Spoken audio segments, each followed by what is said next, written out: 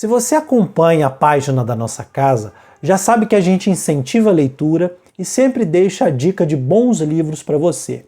E o livro que eu trago hoje é esse aqui, Nação Angola, Caboclos, Inquices e as Novas Mediações, da Janaína de Figueiredo.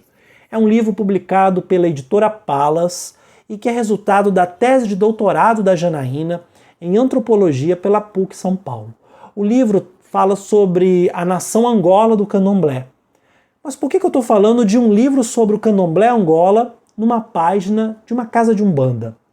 Em primeiro lugar, além da gente conhecer as tradições afro-brasileiras, é preciso que a gente entenda que a umbanda tem raiz banto, ou seja, Congo-Angola. Então há muito de aproximação entre a umbanda e o Candomblé Angola. Janaína de Figueiredo, nesse livro, ela fala sobre a história do Candomblé Angola, de modo geral, no Brasil, e aborda, em específico, a história de algumas casas desse Candomblé na Baixada Santista, que ela conhece de perto, porque o pai dela era um tata de Inquice. Então, ela é uma pessoa que não apenas estudou a tradição Angola, é alguém que vive essa tradição. Então isso dá ao livro uma propriedade, uma força muito grande.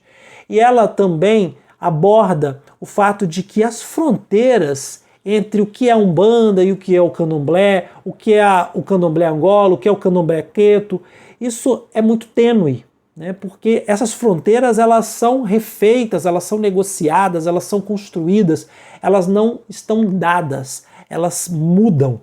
Então, há, por exemplo, casas em que se pratica tanto Umbanda quanto o Candomblé Angola.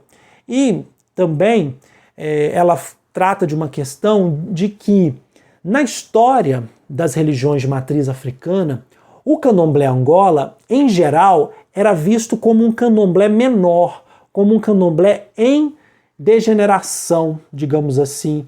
Isso era um pensamento que estava presente até mesmo nos estudos, né, que foram realizados na primeira metade do século XX, que viam esse candomblé como um candomblé misturado, que recebia influências do Queto, com os orixás, e também da Umbanda, com a presença de entidades como caboclos e pombogiras.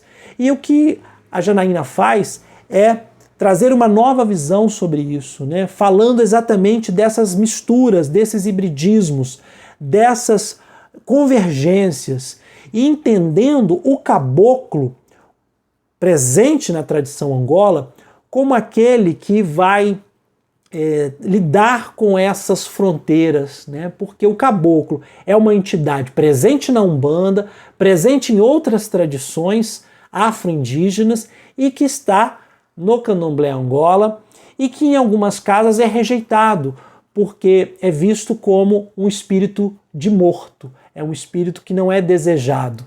E aí, o que ela diz, que eu acho muito interessante, é que, na verdade, o caboclo não é um espírito de morto, ele é um espírito vivo, é o espírito de um ancestral da terra que está vivo.